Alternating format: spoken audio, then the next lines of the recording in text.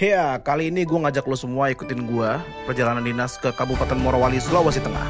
Jam 10 malam gue udah berangkat naik gokar, dianterin keluarga sampai depan rumah ya. Karena gue dapet penerbangan pertama jam 12:10, gokil gak tuh? Dan untungnya pesawatnya rada gedean ya, jadi gak ada masalah di seat belt. Gue transit agak lama di Makassar dan gue liat miniatur Masjid 99 Kubah. Itu katanya arsiteknya Pak Ridwan Kamil ya, selesai dibangun tahun 2023 kemarin. Lanjut lagi, sekarang gue naik pesawat baling-baling, pesawat ATR dari maskapai Wings Air bareng sama para pekerja asing dari Cina ya. Mereka juga mau kerja di Morowali dan kayaknya bakal imlekan gong si facai di Morowali deh mereka nih. Morowali itu kabupaten yang tumbuh pesat beberapa dekade belakangan ini karena industri nikel. Dan kita lagi ada project barengan sama perusahaan tambang besar di sana buat ngebangun sistem pengelolaan sampah yang bertanggung jawab di 13 desa binaan. Akhirnya sampai juga di tempat nginep. Total perjalanan 12 jam. Mati lampu guys. Begitu nyampe mati listrik. Gak ada listrik sama dengan gak ada sinyal. Dan langsung aja besokannya ini dia TPS 3R One Putih Jaya. TPS 3R ini kita dampingin selama udah hampir 2 tahun dengan segala keseruan dan dinamikanya. Fasilitas ini melayani pengelolaan sampah lebih dari satu desa dan kapasitasnya itu 1-2 ton per hari. Lo lihat nih, sampah anorganiknya banyak banget. Sampai kita nitip di lumbung padi punya desa ya. Karena padinya nggak ada, jadi kita nitip sampah aja di sini, siap jual nih.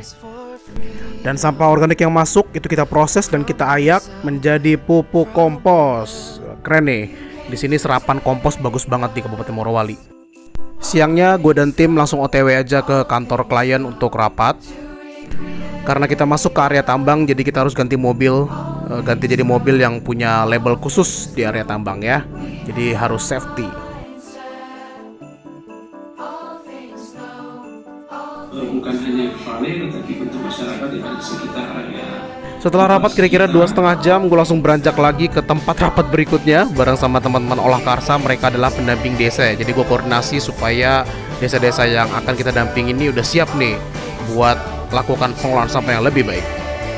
Dan setelah rapat, kita nyempetin buat ke desa tetangga. Katanya kepala desa baru aja beli mesin pengolahan sampah.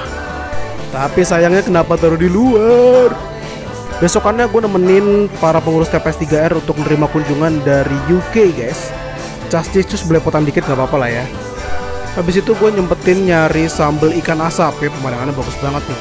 Satu toples sambal ikan asap harganya 35.000. Ya, lumayan mahal ya, tapi gak apa-apa, support UMKM.